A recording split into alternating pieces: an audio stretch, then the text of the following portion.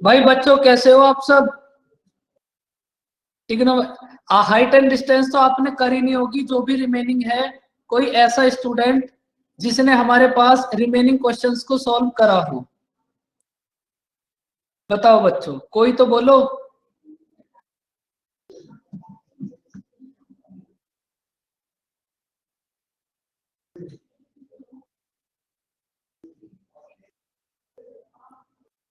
भाई देखो, height and distance में ना हमारे पास कुछ भी नहीं है, तो आप एक बात समझो।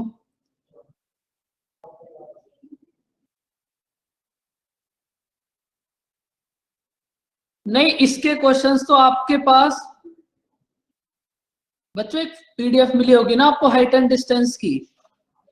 Good morning sir. एक पीडीएफ गुड मॉर्निंग कृतिका। उसमें मतलब हैंड रिटन थे क्वेश्चन वगैरह, वो वाली की बात कर रहे हैं क्या? नहीं नहीं, वो तो टिग्नोमेट्री की थी। नहीं नहीं, ऐसी एक हाइट एंड डिस्टेंस की भी है शायद। उसमें सॉल्यूशन हैंड रिटन है, लेकिन अच्छा। पीडीएफ अगर आपके पास नहीं है तो फिर से सेंड हो जाएगी आज। पीडीएफ को और आपका तो एक बहुत पुराना रिश्ता है। हाँ गगन, आज लास्ट क्लास होगी हाइट एंड डिस्टेंस की। इसके बाद नेक्स्ट क्लास से फिर हम पढ़ेंगे अलजेब्रा। कुछ थोड़े से क्वेश्चंस और रिमेनिंग है, बस इनको कर लेते हैं, इसके बाद फिर अलजेब्रा। और बच्चों आप एक बात समझो, टेस्ट में आपको ट्रिग्नोमेट्री के बहुत सारे क्वेश्चंस मिल गए। उन सब क्वेश्चंस को अपने पास रखना और उनको बार बार रिवाइज करना। ये सब क्वेश्चंस आपके एग्जाम के ही हैं, कोई सीपीओ, कोई सीजीएल, कोई सीएचएसएल। और यही सब चीजें ना बार बार रिपीट होती हैं एग्जाम के अंदर। तो इस बात को भी याद रखना, क्वेश्चंस कोई अलग से बिल्कुल नहीं आएंगे। ये जो आपको टेस्ट में 2 या 3 टेस्ट हो गए, मतलब 75 क्वेश्चंस तो आपको मिल ही गए होंगे अब तक।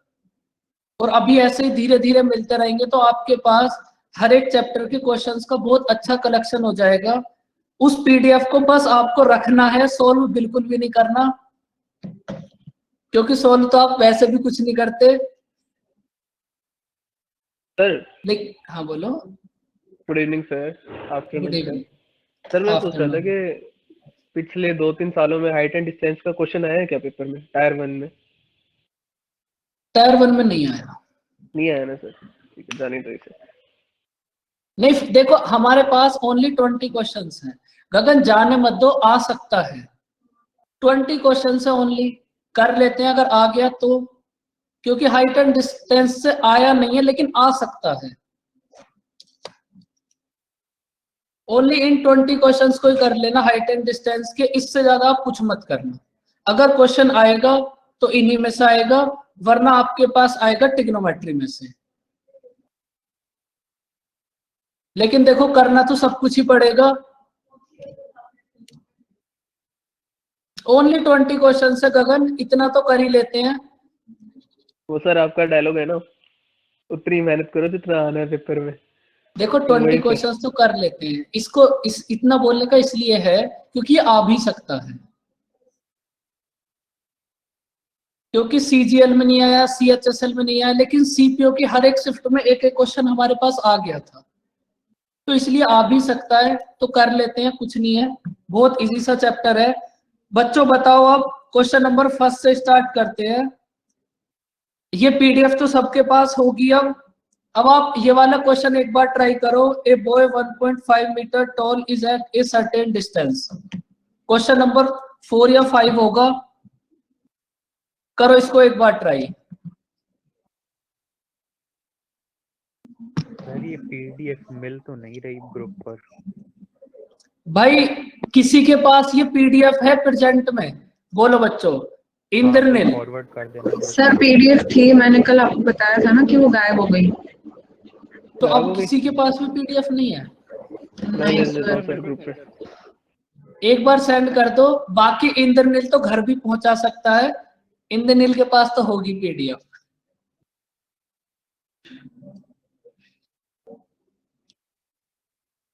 भाई एक बार ग्रुप में फॉरवर्ड कर दो।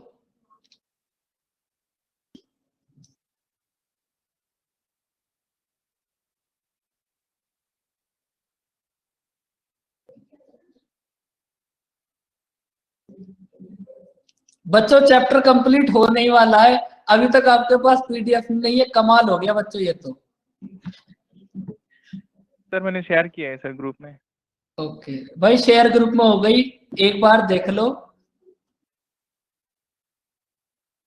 मिल गई सर। देखो अब इस पीडीएफ में देखना स्टार्ट करो आप। फर्स्ट क्वेश्चन हो गया, सेकंड, थर्ड, फोर्थ, फिफ्थ वाले क्वेश्चन को देखो और एक बार अब इसको ट्राई करो। देखो इसका सॉल्यूशन आप बिल्कुल मत देखना, खुद से ट्राई करो, खुद से। हमारे पास एंगल है 30 और 60, करो ट्राई। देखो ट्राई करने से पहले एक बात समझ लो, क्या पता आपके कहीं पर काम आ जाए ये बात। भाई हमारे पास ये एक पोल है, हमारे पास एक पोल है, इस पोल की हाइट है हमारे पास 30। इस बात को समझ लो, एक पोल है, इसकी हाइट है हमारे पास 30।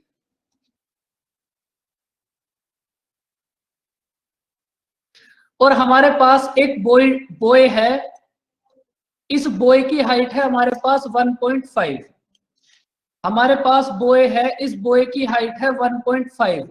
अब देखो अगर डीसी हमारे पास 1.5 है, डीसी हमारे पास 1.5 है, तो बच्चों ईबी भी हमारे पास 1.5 होगी, ईबी 1.5 होगी, और कंप्लीट ए बी है हमारे पास 30। तो ए कितनी होगी बोलो बच्चों?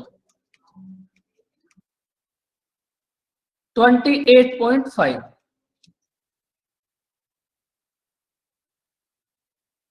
अब करो इस क्वेश्चन को ट्राई। नहीं स्लाइड तो एकदम ब्लैंक है, बोलो। सर आपने अभी कुछ लिखा था क्या स्लाइड में? अच्छा वो आपको विजिबल नहीं है क्या? नहीं सर, आपने एक फिगर बनाया, उसके बाद जो भी लिखा कोई भी विजिबल नहीं है। कितनी सुंदर फिगर बनाई है, उसके बाद मैंने लिखा है DC equals to 1.5, EB equals to 1.5।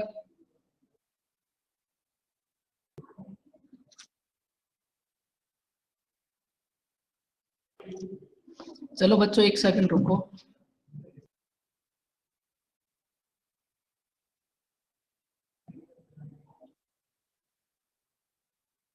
अब दिख रहा है सर।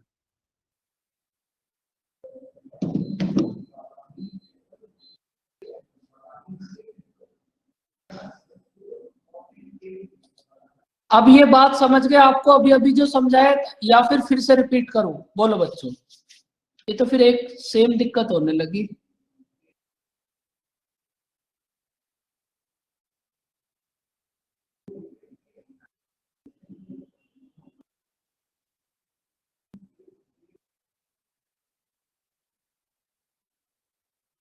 बताओ बच्चों, ये बात आप समझ गए या फिर इसको फिर से रिपीट करना है?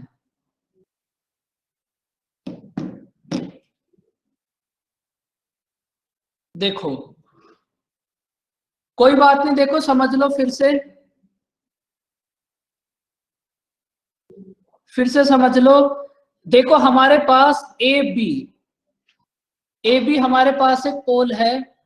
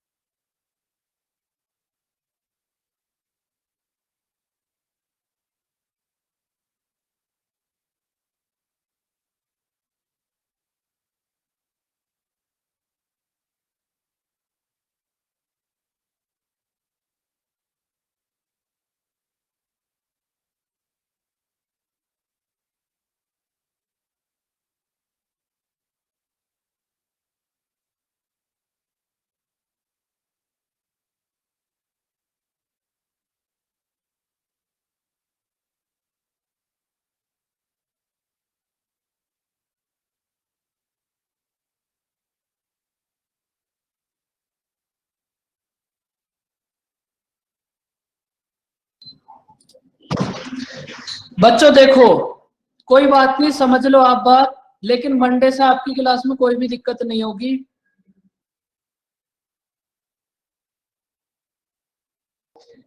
इंद्रनील, अब तो इसको शेयर भी कर लिया, माइक्रोसॉफ्ट एज पर ही है ये, लेकिन फिर भी मेरी क्लास में दिक्कत आती है। बस बच्चों, दिक्कत ये भी तो बहुत बड़ी है। कोई बात नहीं, आप समझो, लेकिन मंडे से दिक्कत नहीं होगी। देखो, हमारे पास एक पोल है ए बी,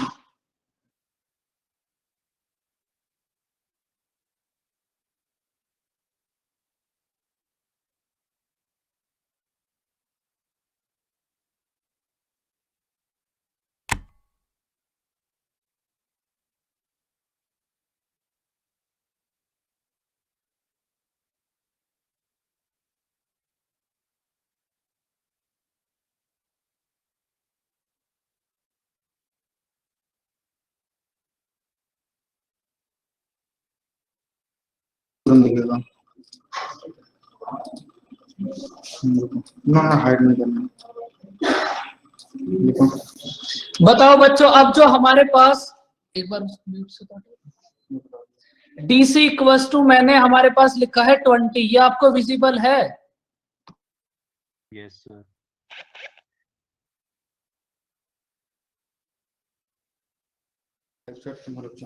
एक फोन दे रहा हूँ, उसमें लाइव चैट कर दिया हूँ। बच्चों एक सेकंड रुको फिर।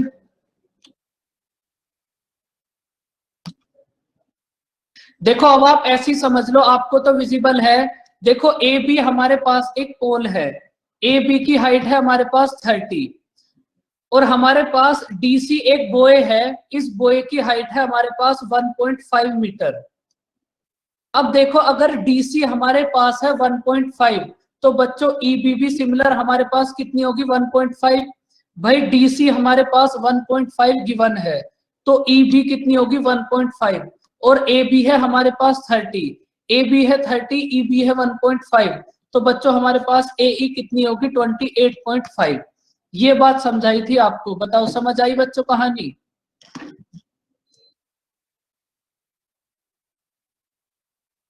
अब उस क्वेश्चन को आप ट्राई करो, बहुत अच्छा सा क्वेश्चन है वो। देखो, हाइट एंड डिस्टेंस में कुछ भी नहीं है, बस आपको फिगर ड्रॉ करनी है बस। और 30 और 60 वाला कॉन्सेप्ट याद रखना, आपका एक भी क्वेश्चन गलत नहीं होगा 100%। करो अब इस क्वेश्चन को ट्राई।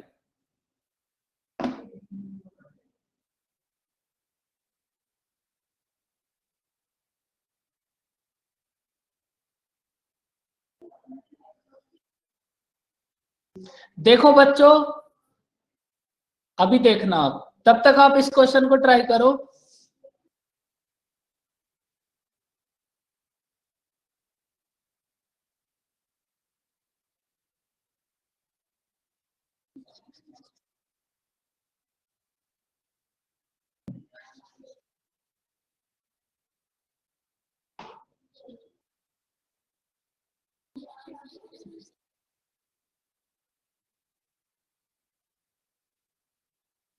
अब बताओ बच्चों, जिनका आंसर आया उन्होंने इसको कैसे सॉल्व करा, उनकी इस क्वेश्चन को सॉल्व करने की अप्रोच क्या थी? और देखो, हाइट एंड डिस्टेंस में हमारे पास इसी टाइप के क्वेश्चंस आएंगे। बोलो सर वो जो डिग्री चेंज हो गया 30 to 60 आ रहा है, बाई वॉक करके आ रहा है डिस्टेंस, फिर जगह तो हमें √312 फाइंड आउट करना है ना, कुछ नहीं। बिल्कुल, √3 की वैल्यू गिवन है। ओके ओके भाई, बाकी सब भी ट्राई करो।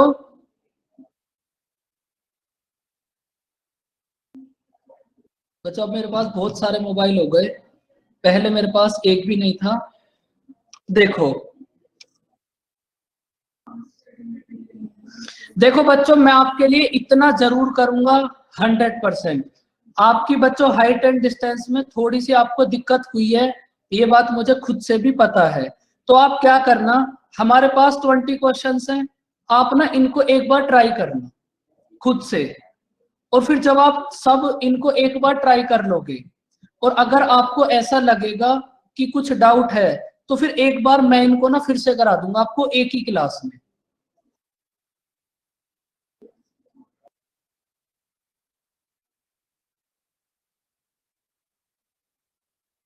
देखो अब इधर से स्टार्ट करते हैं, 11th और सेकंड लास्ट अभी देखेंगे हम।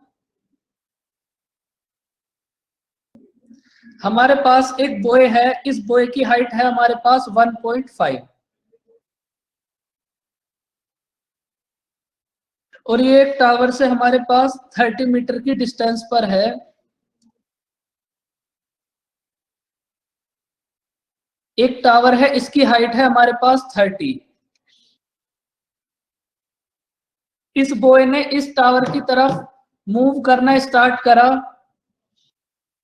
देखो सबसे पहले तो अब हम मूव बॉय को बाद में कराएंगे। सबसे पहले आप एक बात समझो भाई, अगर हमारे पास बॉय की हाइट है 1.5 तो सिमिलर ये हाइट भी कितनी होगी 1.5 और ये हमारे पास ऊपर वाली हाइट कितनी होगी बच्चों 28.5। अब देखो इस बॉय ने चलना स्टार्ट करा, तब हमारे पास एंगल कितना है बच्चों 30 डिग्री। और जब बॉय थोड़ा हमारे पास आगे आ गया तब हमारे पास एंगल कितना है बच्चों 60 डिग्री। तो हमें बस यही फाइंड आउट करना है। क्या फाइंड आउट करना है? बॉय ने कितनी डिस्टेंस ट्रेवल करी, हमें बस ये बात फाइंड आउट करनी है। बच्चों ये फोन तो मेरे फोन से भी बुरा है।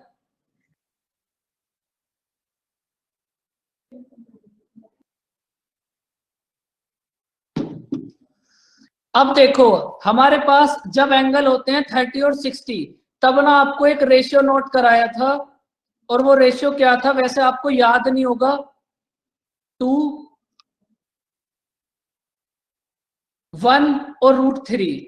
अब इस क्वेश्चन में देखो हमें √3 की वैल्यू गिवन है बच्चों 28.5 और 2 की वैल्यू फाइंड आउट करनी है। क्या होगी? √3 की वैल्यू गिवन है बच्चों हमें 28.5। √3 की वैल्यू है हमारे पास 28.5 तो यहां से 1 की वैल्यू कितना होगी 28.5 अपॉन √3। अब हम क्या करते हैं √3 से ऊपर नीचे मल्टीप्लाई करेंगे। 1 की वैल्यू होगी बच्चों हमारे पास 28.5 अपॉन 3 मल्टीप्लाई √3। देखो 1 की वैल्यू है हमारे पास 28.5 अपॉन 3 मल्टीप्लाई √3 और हमें फाइंड आउट करनी है 2 की वैल्यू। 1 की वैल्यू हमारे पास है, अगर हम इसमें 2 से मल्टीप्लाई कर देते हैं तो हमारे पास आ जाएगी बच्चों 2 की वैल्यू। और ये वैल्यू कितनी होगी बताओ? इसको सब्ट्रैक्ट कर लो कितना होगा और 15 5 19 √3। √3 की वैल्यू हमें इस क्वेश्चन में गिवन है बच्चों 28.5 और 2 की वैल्यू फाइंड आउट करनी है। क्या होगी बताओ बच्चों? बात समझ आई?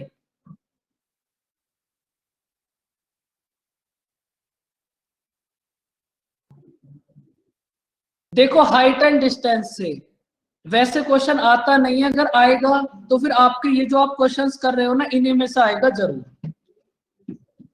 अब ना आप इसका नेक्स्ट क्वेश्चन देखो, इसी से next question, the angle of depression of 2 ships from the top of A light house. इस एंगल, इस क्वेश्चन को देखो ट्राई करो। देखो इसमें हमारे पास एंगल है 45 और 30। 45 और 30 के लिए फिगर भी आपको स्टार्टिंग में नोट करा दी थी और उनका रेशियो भी, बस उसी रेशियो को अप्लाई करो और आंसर बताओ कितना होगा। बच्चों अब थोड़ा फास्ट करो वरना ये बोरिंग सा चैप्टर फिर हमारे पास बीच में ही रह जाएगा। नेक्स्ट चैप्टर बहुत अच्छा है अलजेब्रा और वहां से 3 क्वेश्चन 100% आएंगे।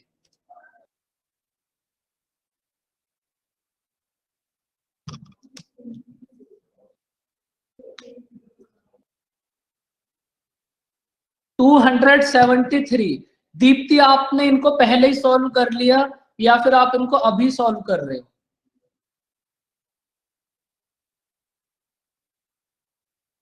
बहुत अच्छी बात है, पीडीएफ आपके पास थी तो उसका मतलब यही था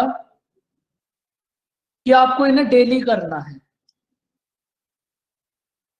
भाई देखो हमारे पास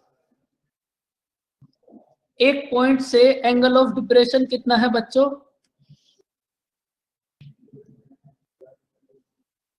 30 और 45। तो बच्चों इससे ज्यादा इजी अब क्या होगा, हमारे पास एंगल है 30 और 45। अब आप क्या करो, हमारे पास एंगल है 30 और 45, फटाफट से आप साइड्स का रेशियो बता दो क्या होगा। So √3 - 1 1 और 1।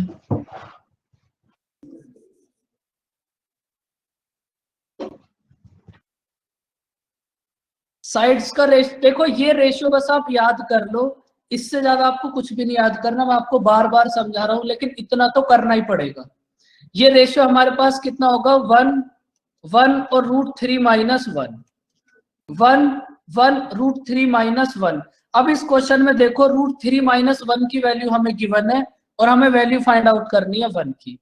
इससे ज्यादा आसान क्या होगा, √3 - 1 की वैल्यू है हमारे पास बच्चों 200,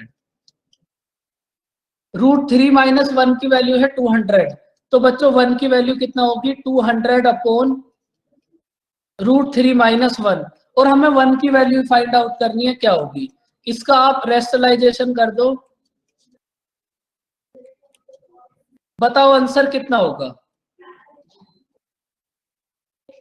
200 √3 + 1 अपॉन 2, तो हमारे पास कितना होगा 100 √3 + 1। इसके बाद आप ऑप्शन देखो, √3 की वैल्यू होगी 1.73, तो हमारे पास आंसर कितना होगा 273। देखो ऑप्शन नंबर ए। बताओ बच्चों बात समझ आई या फिर कोई डाउट। भाई 30 और 45 के लिए रेशियो आपको स्टार्टिंग में नोट करा दिए थे, 1 1 और √3 - 1, तो इस क्वेश्चन में हमें √3 - 1 की वैल्यू गिवन है 200।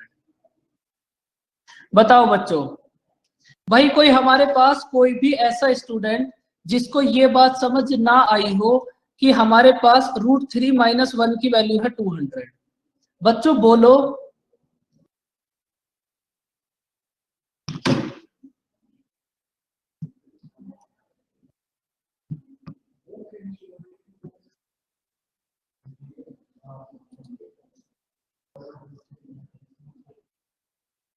अब इसके बाद देखो फिर आप next question, on a ground there is a vertical tower with a flag pole. इस क्वेश्चन को देखो, ट्राई करो फटाफट से। देखो हमारे पास एंगल है 30 और 60, क्वेश्चन को रीड करो और एक बार फिगर बनाने की कोशिश करो। देखो एंगल तो आपको पता है 30 और 60, अगर आपने फिगर को फॉर्म कर लिया तो आपको 30 और 60 का रेशियो भी पता है, तो आपका आंसर आ ही जाएगा। तो इस क्वेश्चन को रीड करो और एक बार फिगर को बनाओ, क्या बना पा रहे हो या फिर कोई दिक्कत है। करो बच्चों फटाफट ट्राई, बस फिगर ही बनानी है, उसके बाद सॉल्यूशन तो हमारे पास 1 सेकंड का होता है।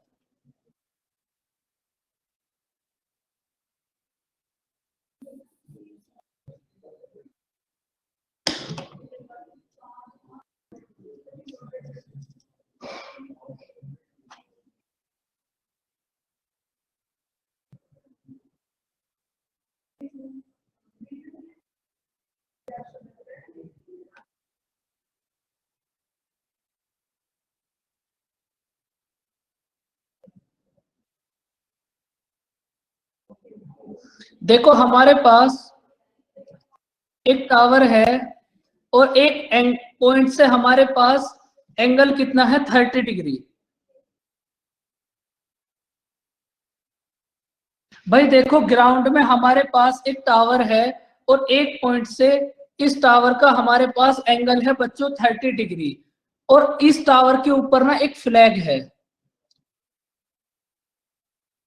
इस टावर के ऊपर हमारे पास एक फ्लैग है और इस सेम पॉइंट से हमारे पास फ्लैग के टॉप का एंगल कितना है 60 डिग्री। उसके बाद हमें इन दोनों के बेस की डिस्टेंस गिवन है 9 मीटर।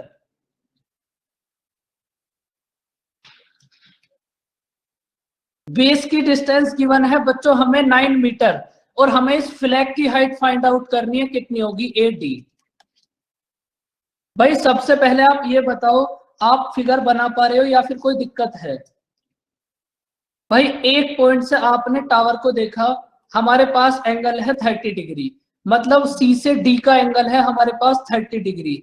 ये जो हमारे पास टावर है इसके ऊपर एक फ्लैग है, इस पॉइंट सी से फ्लैग के टॉप का एंगल है हमारे पास 60 डिग्री। तो मतलब सी से ए को देखने पर एंगल है हमारे पास 60 डिग्री, और हमारे पास इनके बेस की डिस्टेंस गिवन है 9 मीटर, मतलब बी और सी की डिस्टेंस है 9 मीटर। तो हमें इस फ्लैग की हाइट फाइंड आउट करनी है, क्या होगी, मतलब ए डी फाइंड आउट करना है, क्या होगा।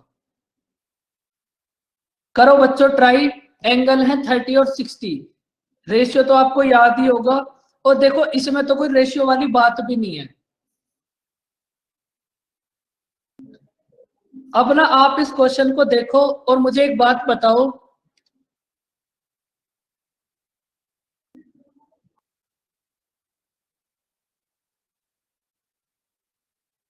सी डी बी, एक सेकंड रुको देखते हैं। हाँ बिल्कुल, देखो सी डी बी हमारे पास 60 है। दीप्ति देखो, सबसे पहले ना आप देखो ट्रायंगल, चलो आप इसी मेथड को देखो, सी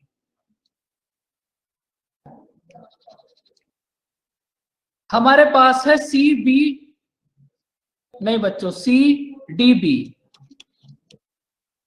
सबसे पहले आप मुझे ये बताओ, हमारे पास सी बी डी, ये डी वाला एंगल बच्चों हमारे पास कितना होगा।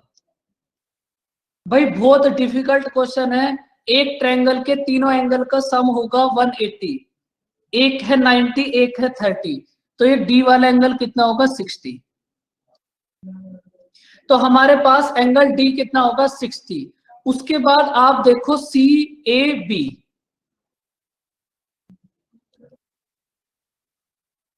अब आप ये बताओ हमारे पास ये जो एंगल ए है ये कितना होगा।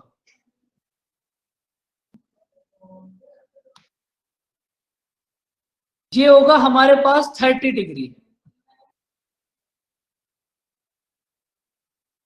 अब देखो आपको एक बात बताई थी स्टार्टिंग में ही, आपको ना अब यहां कुछ भी करने की जरूरत नहीं है, आप इस फिगर को देखो और देखने के बाद मुझे ये बताओ हमारे पास ए बी कितना होगा। आप बच्चों बताओ हमारे पास ए बी की हाइट कितनी होगी। बहुत ज्यादा दिमाग आपको बिल्कुल भी नहीं लगाना, आपको स्टार्टिंग में एक बात समझाई होगी, अगर हमारे पास एंगल है 30 डिग्री तो हमारे पास ए बी कितना होगा। बच्चों भूल गए ना उस बात को, देखो कोई बात नहीं, फिर से देखो याद आ जाएगी।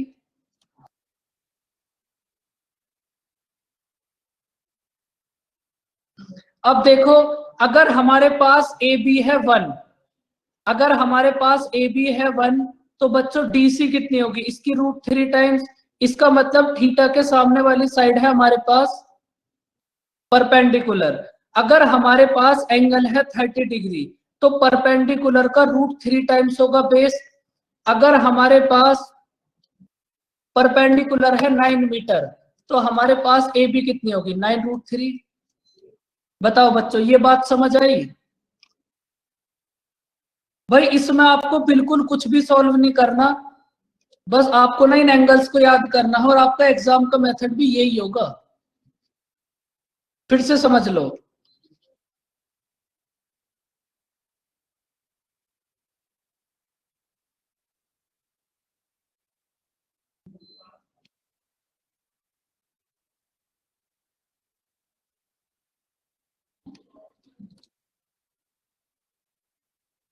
देखो आपको इस सबसे स्टार्टिंग में यही फिगर नोट कराई होगी। इस फिगर में आप एक बात देखो, हमारे पास परपेंडिकुलर का √3 टाइम्स है बेस, परपेंडिकुलर का √3 टाइम्स है बेस। अब इसी को ना अपने फिगर में फॉलो करो,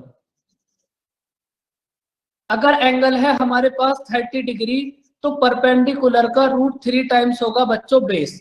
देखो अगर एंगल है हमारे पास 30 डिग्री, अगर एंगल है हमारे पास 30 डिग्री तो परपेंडिकुलर का √3 टाइम्स होगा बच्चों बेस। इसका मतलब अगर डीसी है हमारे पास 9 अगर DC है हमारे पास 9, तो AB कितना होगा 9√3। बताओ बच्चों, बात समझ आई? बच्चों बोलो।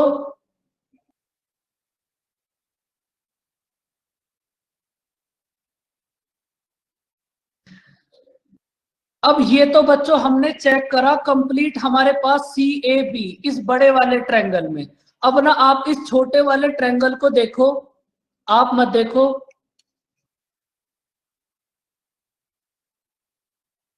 अब ना आप इस छोटे वाले ट्रायंगल को देखो और मुझे एक बात बताओ,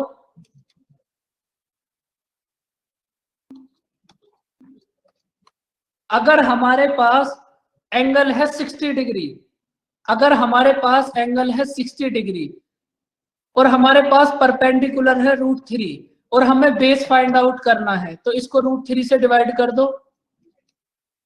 भाई परपेंडिकुलर को अगर हम √3 से डिवाइड कर देंगे तो हमारे पास बेस आ जाएगा। बताओ बच्चों, बात समझ आई या फिर नहीं समझ आई? बोलो बच्चों। देखो 30 और 60 पे बेस ही आएगा आपके पास क्वेश्चन, इस बात को भी आप समझ लो। अब देखो हमारे अब ना आप इस 60 डिग्री वाले ट्रायंगल में देखो बच्चों, वैसे ये बातें अब तक आपको याद होनी थी, लेकिन कोई बात नहीं। देखो अब ना आप इस 60 डिग्री वाले ट्रायंगल में देखो और आप मुझे ये बताओ, अगर हमारे पास √3 की वैल्यू है 9, तो यहां से 1 की वैल्यू कितना होगी 9/√3, और अगर हम इसका रेशनलाइजेशन करेंगे तो हमारे पास कितना आएगा बच्चों 3√3। या फिर डायरेक्टली देखो, अगर हम 9 को √3 से डिवाइड करेंगे तो हमारे पास DB आ जाएगी 3√3। अब देखो हमें फाइंड आउट करनी थी फ्लैग की हाइट। अब AB है हमारे पास 9√3, DB है हमारे पास 3√3, तो अगर हम 9√3 में से 3√3 को सब्ट्रैक्ट कर देंगे तो बच्चों हमारे पास फ्लैग की हाइट आ जाएगी 6√3। बताओ कोई डाउट या फिर बात एकदम क्लियर है? भाई √3 वाला कॉन्सेप्ट आपको बस फॉलो करना है।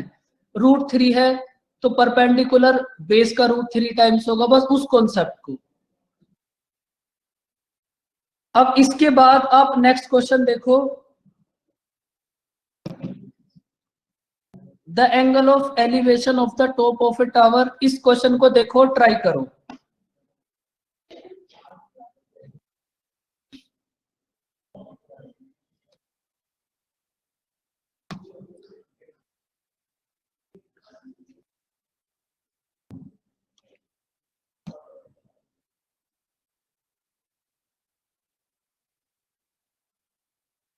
फटाफट से ट्राई करो बच्चों, कुछ नहीं करना, बस आपको फिगर बनानी है और आपके पास आंसर आ जाएगा।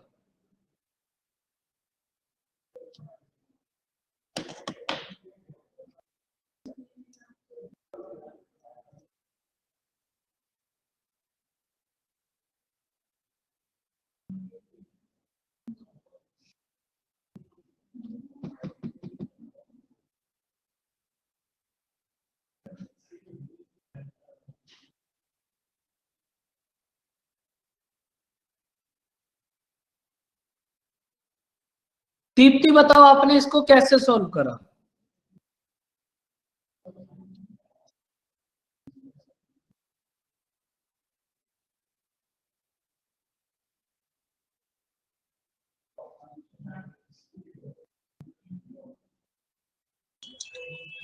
सर मैंने इसे सॉल्व करने के लिए सबसे पहले आप जो इसमें ड्राइंग बनाया हुआ है, जैसे मैंने एक ड्राइंग बनाया, मैंने एक ट्रायंगल बनाया जिसमें मेरा परपेंडिकुलर था H, और मेरे एक जो एंगल A है इसके अंदर वो हो गया अल्फा, एंगल B है 2 अल्फा और एंगल C है 3 अल्फा। Yes sir. तो उसके बाद मैंने अब इसके बाद बताओ। इसके बाद मैंने ये नोटिस किया कि जो एंगल B है वो 2 अल्फा है। तो और आपने एक बार क्लास में एक क्वेश्चन समझाया था, उसमें आपने ये बोला था कि दो इंटीरियर एंगल्स का सम उसके एक्सटीरियर एंगल के इक्वल होता है। तो अगर ये 2 अल्फा है तो एंगल A और ये जो ऊपर जो वर्टेक्स है वो वाला एंगल भी अल्फा ही हो जाएगा, तो एंगल ए भी अल्फा हो जाएगा और ऊपर वाला एंगल भी अल्फा हो जाएगा। तो इससे हमें ये पता चलता है कि ये आइसोसेलेस ट्रायंगल है। और अगर ये आइसोसेलेस ट्रायंगल तो ए भी अगर ए है तो फिर जो मतलब जो ऊपर वाला वर्टेक्स है वहां से बी तक की लेंथ भी ए हो जाएगी और बिल्कुल सिंपल हो जाएगा। फिर हम sine P by H is equals to sine theta, तो उससे निकल जाएगा फिर h is equals to a sin 2 alpha. Okay okay, very good. देखो ये क्वेश्चन ना आपको क्लास में कराया था और आपको एक बात समझाई थी भाई, अगर हमारे पास ये एंगल है अल्फा तो ये एंगल भी कितना होगा अल्फा, क्योंकि एक ट्रायंगल का जो एक्सटीरियर एंगल होगा, एक ट्रायंगल का एक्सटीरियर एंगल अपोजिट एंगल के सम के इक्वल होगा। अब देखो हमारे पास इस ट्रायंगल का एक्सटीरियर एंगल है 2 अल्फा और हमें ये एंगल गिवन है अल्फा, तो इसका मतलब 100% ये हमारे पास जो टॉप वाला एंगल है ये भी अल्फा ही होगा। अगर हमारे पास ये तो फिगर ही भाई, अब तो आप सब भी ट्राई करो।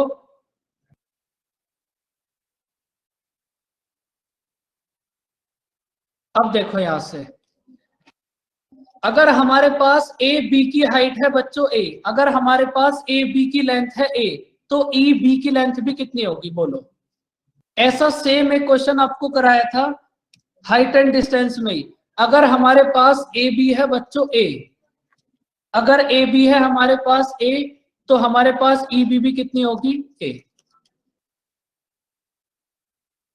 अब यहां से आपको फाइंड आउट करना है, क्या फाइंड आउट करना है, ये जो हमारे पास h है इस टावर की हाइट फाइंड आउट करनी है, क्या होगी। करो बच्चों ट्राई, एकदम सुस्त बैठे रहते हो चुपचाप कुछ भी नहीं करते, बताओ हमारे पास h कितना होगा। भाई यहां से आपको कुछ नहीं करना, आप ये बताओ sin 2 अल्फा इक्वल्स टू कितना होगा।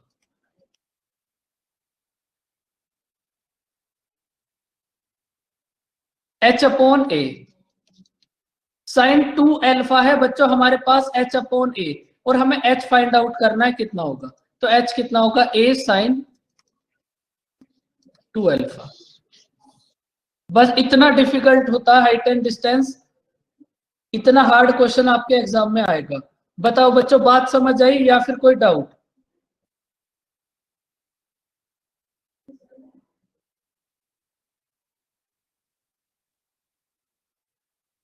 बोलो बच्चों।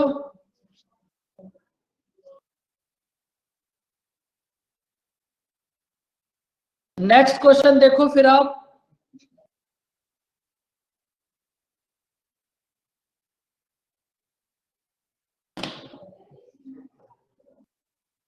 नेक्स्ट क्वेश्चन को बच्चों आप फटाफट से रीड करो।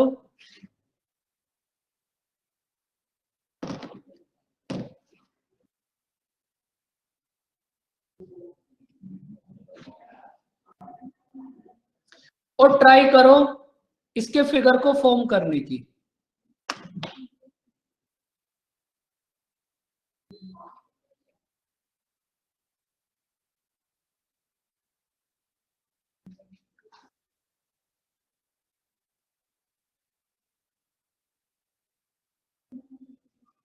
देखो हमारे पास इस क्वेश्चन में क्या गिवन है,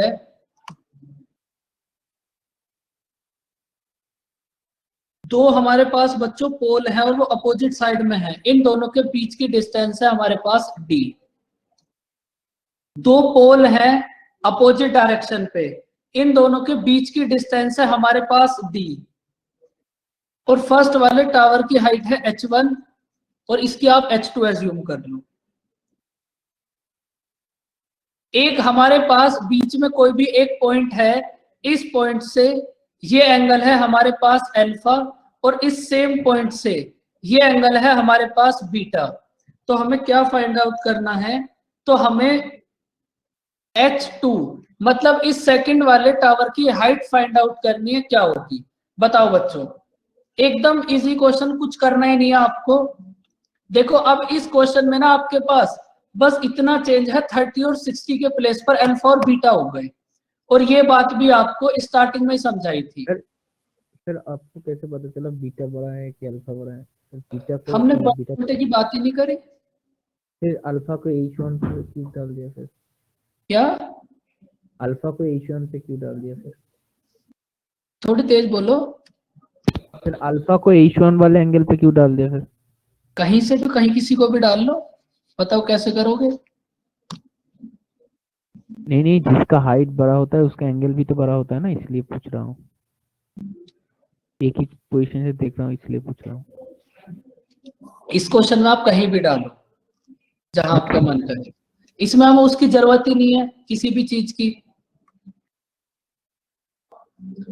जो आपका मन करे आप वो करो।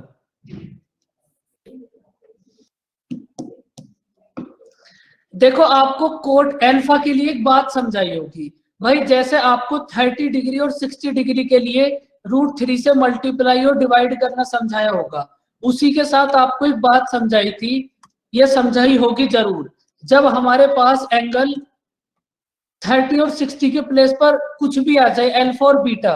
अगर देखो इस क्वेश्चन में हमारे पास है अल्फा और बीटा, तो फिर आप ये लेंथ बताओ हमारे पास कितनी होगी? बोलो बच्चों। देखो 10 मिनट की बात और है, कोशिश करो, बोलो हमारे पास ये लेंथ कितनी होगी भाई? अगर हमारे पास 30 और 60 है, √3 से मल्टीप्लाई √3 से डिवाइड, लेकिन अगर अल्फा है तो ये कितना होगा? H1 cot alpha. फिर सब कुछ होगा हमारे पास कोट की टर्म में, ये हाइट होगी हमारे पास H1 कोट अल्फा, और ये लेंथ कितनी होगी हमारे पास? H2 cot beta. H1 cot alpha plus H2 cot beta equals to D।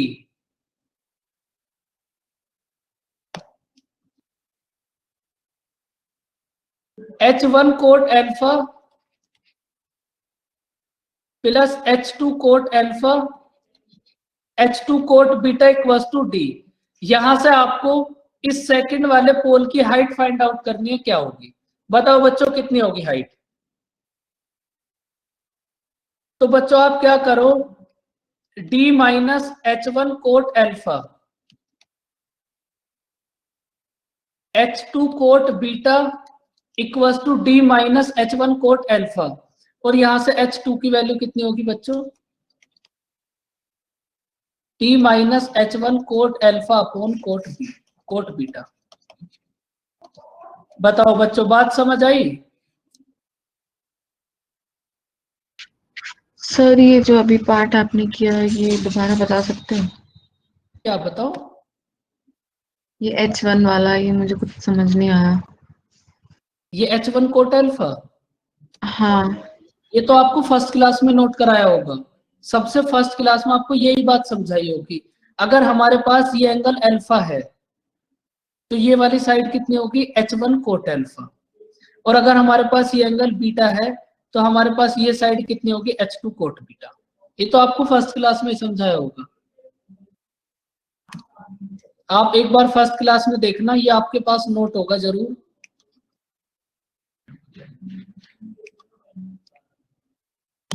बताओ बच्चों कोई डाउट?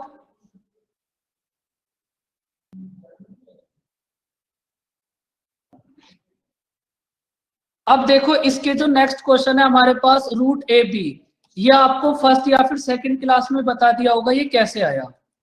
बोलो बच्चों। भाई ये तो आपको सेकंड क्लास में बताया होगा। √AB हमारे पास कैसे होगा? अगर हमारे पास जो एंगल्स है वो कॉम्प्लीमेंट्री एंगल्स है, तो हमारे पास H कितनी होगी? √AB। अब देखो इसका जो नेक्स्ट पॉइंट है वो भी आपको बता दिया होगा, A equals to B tan alpha plus beta upon 2।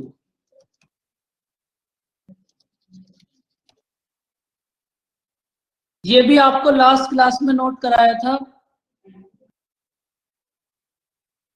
देखो अनामिका, अब हमारी नेक्स्ट क्लास से न्यू टॉपिक स्टार्ट होगा, वहां से आपको ना सब कुछ समझ आने लगेगा,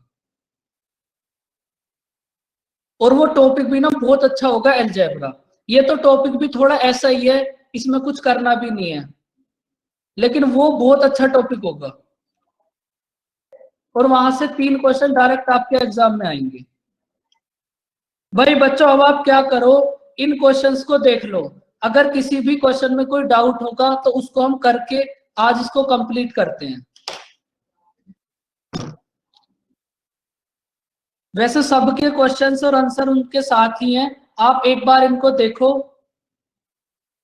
कोई भी क्वेश्चन चैलेंजिंग हो ही नहीं सकता हाइट एंड डिस्टेंस का।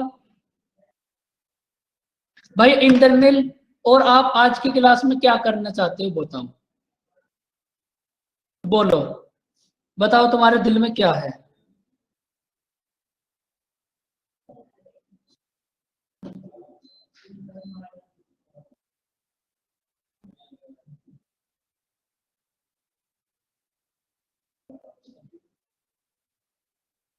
भाई पहले आप एक बार क्वेश्चंस को देख लो, अब आप इन सब क्वेश्चंस को कर लोगे। हमारे पास एंगल है 30 और 60, 30 और 60 के लिए बस रेशियो याद रखो। देखो बच्चों एक बार,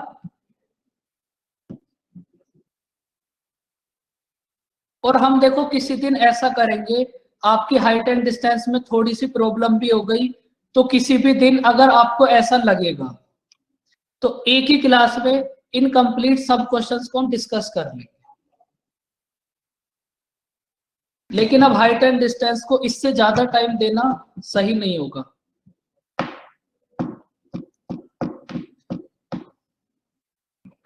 अलजेब्रा को देंगे हम कितना भी टाइम,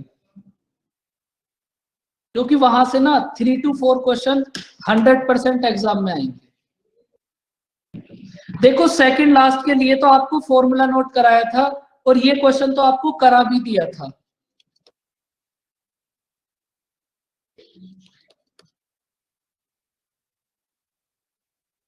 सेकंड लास्ट क्वेश्चन के लिए दीप्ति आप इस फॉर्मूले को अप्लाई करो, और ये क्वेश्चन तो क्लास में कराया होगा 100% सेकंड लास्ट को। बच्चों सेकंड लास्ट क्वेश्चन हुआ था या फिर नहीं? जी सर, लास्ट क्लास में कंप्लीट हुआ है सर। सर वो क्वेश्चन तो मतलब बिना फॉर्मूले के ही हो जाएगा ना? उसी फॉर्मूले पर और भी बहुत सारी चीजें बेस होंगी, फिर आप ये हो जाएगा, फिर कहीं आगे कुछ क्वेश्चन आएगा तो वो नहीं होगा। मतलब उसमें ऐसा था ना, पहले 60 है फिर 30 है, तो एक तरीके से नहीं बोल सकते वो हमने जो पहला वाला ट्रायंगल था उसको ऐसे पलट दिया, क्योंकि अब इधर 60 हो गया उधर 30 हो गया, तो हाँ ऊपर बिल्कुल, जितना कम एकदम हुआ नीचे उतना बढ़ गया। ऐसा भी हो जाएगा।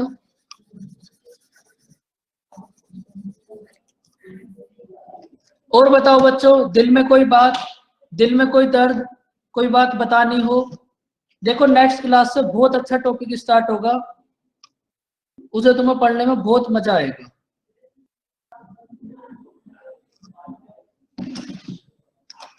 सर मंडे से है या ट्यूसडे से ही रहेगी?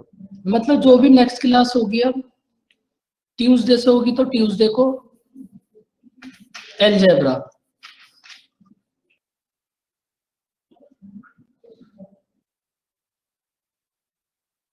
सर वही 9 बजे वाली टाइमिंग में? हाँ जी, मॉर्निंग में। ओके। और देखो बच्चों आप एक बात समझ लेना, एक बार फिर से देख लो, 3 क्वेश्चंस आएंगे हमारे पास ज्योमेट्री से, 3 क्वेश्चंस आएंगे ट्रिग्नोमेट्री से, 3 क्वेश्चंस हमारे पास अलजेब्रा से, और 4 क्वेश्चंस डीआई से। तो ना आपको बहुत ज्यादा इंटेलिजेंट बिल्कुल भी नहीं बनना। आप, मुझे पता है बच्चों आप बहुत इंटेलिजेंट हो, आपसे ज्यादा इंटेलिजेंट कोई भी नहीं है, लेकिन बनना मत। अगर एसएससी के लिए हो ना तो सबसे ज्यादा फोकस यहीं रखना, सबसे ज्यादा। मतलब देखो ट्रिग्नोमेट्री आपको करा दिया, डीआई के आपके पास पीडीएफ, और एसएससी में तो डीआई आता भी बहुत इजी है, बहुत इजी डीआई आएगा।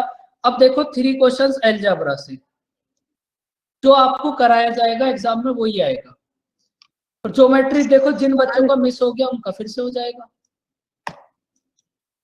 बोलो सर डीआई में वो बार ग्राफ वही है या फिर कुछ और है? एक्चुअली बहुत पहले किया था, मुझे याद भी नहीं है। एसएससी में तो बहुत इजी डीआई आएगा, अगर आप 4-5 डीआई कर लोगे ना बस उसी से हो जाएगा एसएससी का डीआई। सर ज्योमेट्री तो मेरा हुआ ही नहीं। ज्योमेट्री तो बहुत सारे स्टूडेंट्स हैं, देखो जो नहीं हुआ उस बात की टेंशन मत लो, जो हो गया ना पहले उसमें से देखो, सर जो DI नहीं का तो हुआ। एक ही सेट आता है ना, हाँ बिल्कुल, एसएससी मतलब में 4 क्वेश्चन हाँ एक बिल्कुल सेट पूरा रहेगा उसका, ठीक है सर। एक ही डीआई आएगा, उस पे बेस 4 क्वेश्चंस होंगे और वो बहुत इजी होते हैं एसएससी में। बैंक का डीआई थोड़ा सा टफ होता है, लेकिन एसएससी का एकदम इजी। सर वैसे वो DI के एक दो डाउट थे, वो डिस्कस करना थे। कर लेंगे, भेज देना आप प्रोमो मैम को। Okay sir.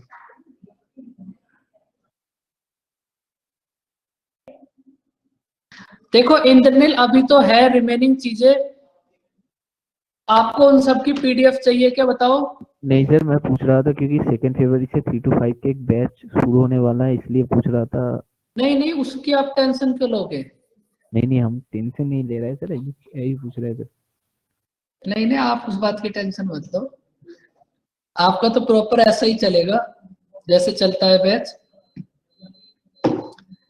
अब देखो अलजेब्रा, बच्चों एक बात समझो, अब नेक्स्ट क्लास जो भी होगी ना उसको कोई भी मिस मत करना, फिर आप मिस करोगे फिर आपको कुछ भी समझ नहीं आएगा और आपके 3 क्वेश्चंस गए। इसलिए नेक्स्ट क्लास को मिस मत करना। ट्रिग्नोमेट्री में जो आपको पीडीएफ दी थी वो पीडीएफ ट्राई करो, और जितने क्वेश्चंस टेस्ट में होते हैं, आपको ये बात अब मैंने बहुत बार समझा दी, टेस्ट वाले क्वेश्चंस को एक जगह नोट करो, उनके सॉल्यूशन लिखो और उन्हीं को आपको एग्जाम के टाइम पे बस आपको यही सब रिवाइज करना है, इसलिए इनको इसी हिसाब से नोट करना। कोई ऐसा बच्चा जिसके पास ट्रिग्नोमेट्री की पीडीएफ ना हो जाए बच्चों एक बार, पीडीएफ हो जाए। अब टेस्ट कहाँ होता है, आप एक बार नेहा रोमा मैम से बात करना।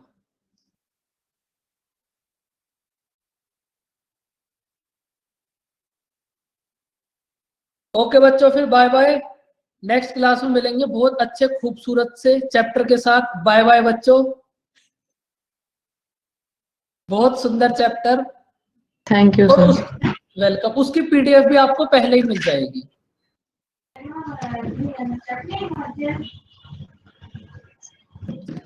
आजकल पूरा फोकस मेरा उस पीडीएफ को नोट करने पे ही है, तो आपको वो पहले ही मिल जाएगी। सर पीडीएफ तो हम प्रैक्टिस के लिए लेते हैं, ऐसे इकट्ठा थोड़ी करते हैं हम। नहीं, आपको नहीं इकट्ठा करते, बहुत सारे बच्चे हैं जिनका शौक है पीडीएफ इकट्ठा करना। क्यों इंद्रनील, कैसे हो?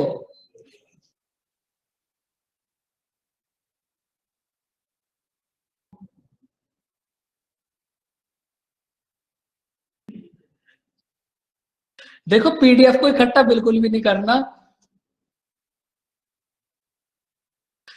पीडीएफ को इकट्ठा करके बच्चों क्या करोगे एक बात बताओ, करते क्या हो आप पीडीएफ को इकट्ठा करने के बाद?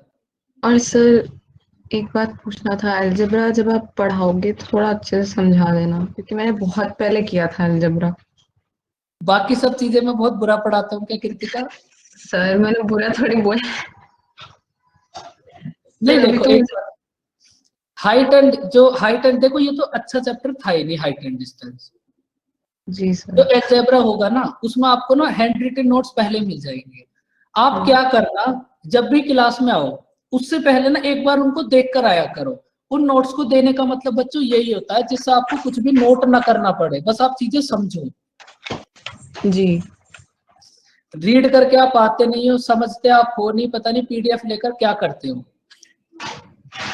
सर मैं तो ऐसे ही बता रही थी, मुझे याद तो है, फॉर्मूलेस होते हैं उसमें, मैंने पहले भी पढ़ा है थोड़ा बहुत।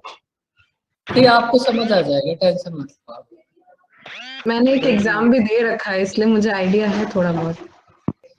नहीं, आप अगर आपने एग्जाम नहीं भी दिया होगा फिर भी समझ आ जाएगा। जी sir, thank you sir. Sir trigonometry का वर्कशीट वगैरह कुछ? ट्रिग्नोमेट्री का ना अनिवेश, अभी जो मैं टेस्ट में क्वेश्चंस दे रहा हूँ ना उनको करो बस। हाँ बस। देखो पहले ना एग्जाम की चीजें तो कवर करे। अभी आपको सीजीएल दे दिया, सीपीओ दे दिया, अब सीएचएसएल के क्वेश्चन मिलना स्टार्ट होंगे, तो एग्जाम में तो देखो यही सब आएंगे, बाकी आपको मिलता रहेगा धीरे धीरे।